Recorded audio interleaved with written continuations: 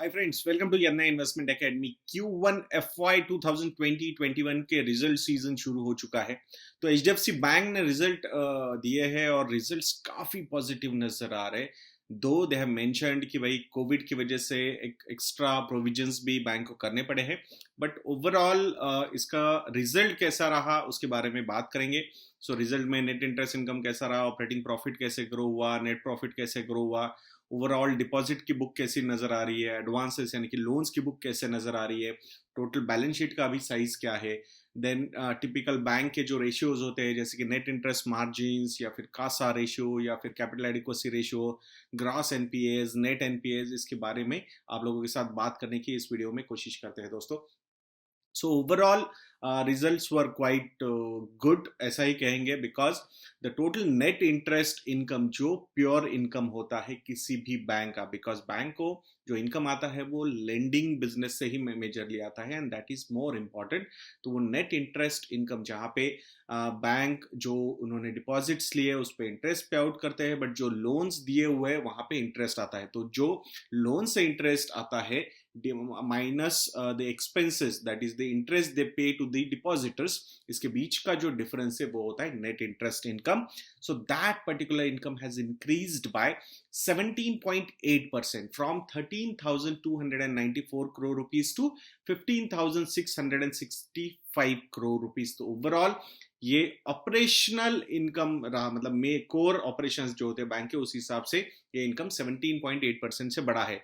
इसके अलावा बैंक के पास अदर इनकम होता है, फी इनकम वगैरह होता है, सब मिला के फिर एक्सपेंसेस वगैरह सब निकाल के बैंक का आता है दैट इज ऑपरेटिंग प्रॉफिट। तो ऑपरेटिंग प्रॉफिट का अगर हम नंबर देखते हैं बैंक का, so that has grown by 15.1% from 11,147 crore rupees in last year same quarter to 12,829 crore rupees। तो ओवरऑल ईयर ऑन ईयर जो ग्रोथ रही है ऑपरेटिंग प्रॉफिट में, that is 15.1%, and that too in these difficult times. So this is a positive sign.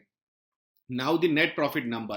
So net profits have increased by 19.6% from 5,568 crore rupees to 6,659 crore rupees। तो overall 19.6% का net profit में growth रहेगा और इसी वजह से इसका जो अर्निंग पर शेयर होगा, what is earning per share, the total net profit divided by number of shares issued in public. So उसका अगर हम नंबर देखते हैं, सो क्यू ऑन क्यू वो चेंज होता है, मतलब लास्ट ईयर का सेम क्वार्टर का नंबर अभी निकल जाएगा ईपीएस से, and now this particular EPS number will get added, और उस वजह से again at the same price of 1100 वो प्राइस टू अर्निंग्स रेशियो कम होता हुआ नजर आएगा, because the denominator which is the earning per share which is the net profit is going to increase, और उस वजह से इसका प्राइस टू अर्निंग रेशियो शायद नीचे आ सकता है, हो सकता है वापस वही लेवल पे भी आ सकता है, बिकॉज इस इन रिजल्ट्स को मार्केट एक पॉजिटिव रिएक्शन दे सकता है।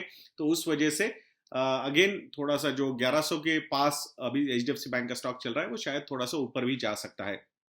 सो ओवरऑल 19.6% का यहाँ पे नेट प्रॉफिट में ग्रोथ हुआ है। Now the total deposit book, retail deposits का एक बहुत बड़ा फ्रेंचाइज है ये HDFC bank.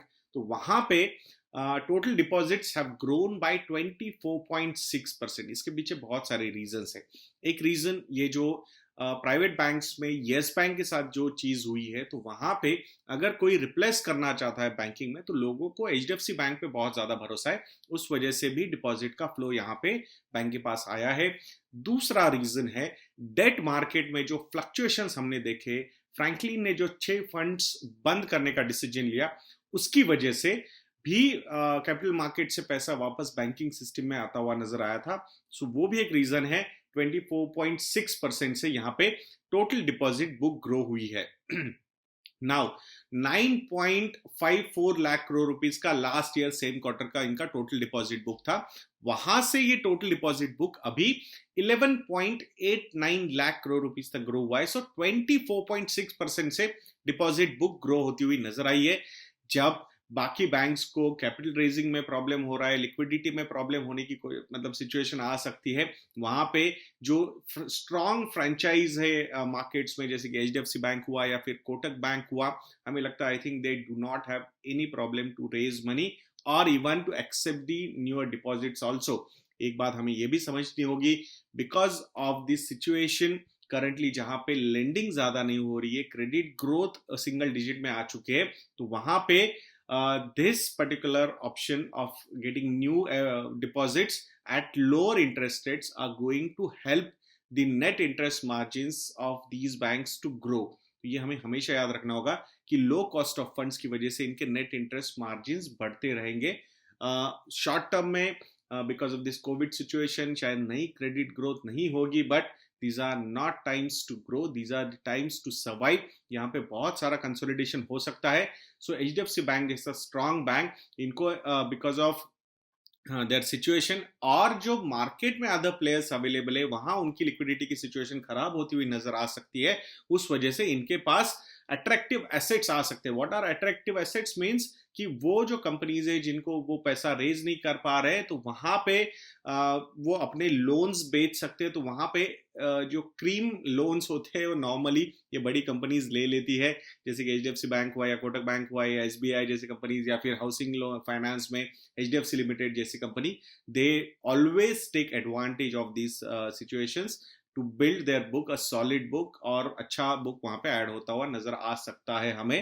We will not be surprise by that. So यहाँ पे अगर ईयर ऑन ईयर हम एडवांस की बुक देखेंगे, एडवांस बुक यानी कि लोन बुक जो है वो भी 20.9% से ग्रो हुई है। सो ये एक बात समझना होगा, the deposit book growth is 24.9% and the advances book growth is 20.9%. This shows that the fear factor of depositors is more and the loans which the bank wants to give वो इतने ज्यादा नहीं आ रहे, तो डिपॉजिट ज्यादा यहाँ पे आ रहे हैं बैंक के पास। So which is okay, I think these are difficult times, तो यहाँ पे ये situation हो सकती है develop. So in these times it's better to continue doing what you are doing the best and that's what the bank is doing. तो यहाँ पे टोटल एडवांसेस की यानी कि टोटल लोन बुक जो ग्रो हुई है वो 20.9% से हुई है, from 8.29 lakh crore rupees to 10.3 lakh crore rupees. तो यहाँ पे 10.03 लाख करोड़ रुपीज, तो यहाँ पे 20.9% से एडवांसेस ग्रो होना, this is also positive side. Year on year जो 20% का इनका एक हमेशा मार्क होता है कि भाई अचीव करने का, they are still in these difficult times और also continuing that. Now the total balance sheet size, मतलब ओवरऑल बैलेंस शीट कैसी है कंपनी की, कि कंपनी के पास इन्वेस्टमेंट्स, एसेट्स वगैरह सारी चीजें मिला के टोटल बैलेंस शीट कितनी बनती है। सो वो balance sheet year on year 22.1% से ग्रो हुई है, from 12.65 lakh crore rupees to 15.45 lakh crore rupees. SBI जैसी बैंक जो है वो almost more than 45 lakh crore rupees का बैलेंस शीट है उसका। सो उसके कंपैरिजन में अभी it's like 33% of that particular bank in coming years. I think next 5 to 10 years में ये पिक्चर रिवर्स होता हुआ नजर आ सकता है। आई एम नॉट सेइंग कि SBI की जगह HDFC बैंक आएगा, बट ओवर SBI का एक शेयर अच्छा रह सकता है ओवरऑल बैंकिंग में, but what I feel is the private sector banks will have at least 60 to 70% market of this credit market. So we will not be surprised कि वहां पे HDFC Bank will lead that particular pack, and ये जो balance sheet size है, I think ये 2-3 times 4 times भी बढ़ती हुई नजर आ सकती है हमें। सो ये चीज हमने हमेशा याद रखनी चाहिए। There will be organic opportunities, there will be inorganic opportunities. What are the organic opportunities? That is naturally market grow होता रहेगा और इनको भी उनका पाए मिलता रहेगा। And what is the inorganic growth? that they will acquire other banks or other NBFCs वगैरह जब भी opportunities उनके पास available होगी। So that we will have to have a close watch on that front। यहाँ पे 22.1% से balance sheet का size grow होना, this is a very positive sign। Now the main point, what is the net interest margin of the bank? Because they are receiving money through deposits and they are giving loans to different companies, individuals।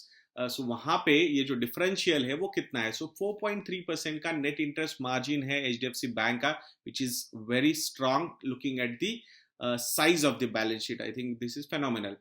Now the capital adequacy ratio 18.9% का capital adequacy ratio with the size of 15 lakh crore rupees का balance sheet। I think this is also very much phenomenal कि ये bank इतना strong capital adequacy ratio maintain कर पा रहा है। और अगर पैसे रेज करने की जरूरत भी आती है, which they are planning around 50,000 crore rupees they are planning to raise, I think because we are going to go through some difficult times because of the COVID situation. We do not know कि ये moratorium की जो book है वो actually कितना percentage dent करेगी NPS में.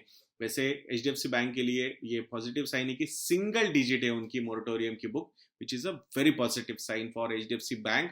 And उन्होंने ऐसा मतलब नंबर तो डिक्लेयर नहीं किया है, but they always say that we are in single digit. So this is also positive. तो उतना प्रेशर HDFC बैंक पे बिल्ड नहीं होगा.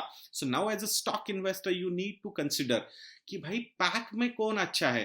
So normally ऐसा नहीं होगा कि पूरा का पूरा पैसा स्टॉक मार्केट से निकल जाएगा. A lot of institutional investors churn their portfolios, they buy defensives or they buy strong franchises. तो वहां पे HDFC बैंक स्कोर करता हुआ नजर आ सकता है हमें. सो इसीलिए this particular company is part of our model portfolio, क्योंकि हमें हमेशा लगता है कि ये ग्रोथ पॉइंट ऑफ व्यू से भी, even the potential of growth की वजह से, वैल्यू पॉइंट ऑफ व्यू से भी काफी अच्छी नजर आती है ये company. So this particular stock should always be on your radar if you are part of our model portfolio. तो आप लोगों को पता होगा कि हमने एलोकेशंस रखे हुए हैं HDFC बैंक में. We are very proud that for that allocation also. Now the gross NPA number is around 1.36%, which is also under control. The net NPA number is around 0.33%. That is also quite under control. CASA proportion is around 40% of the total deposits. So this is a strong number. Because the balance sheet size is also high. Deposits में almost 12 lakh crore के deposits है, out of which 4.8 lakh crore rupees के जो deposits है वो lower interest पे है.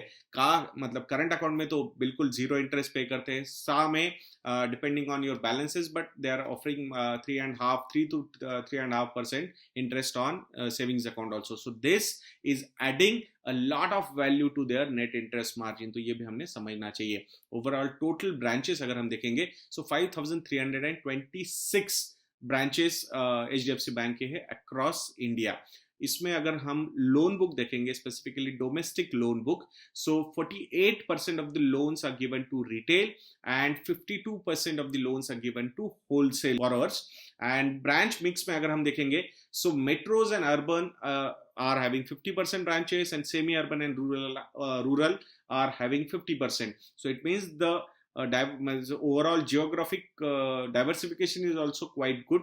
वहां पे भी हमें कोई ज्यादा प्रॉब्लम नजर नहीं आता है.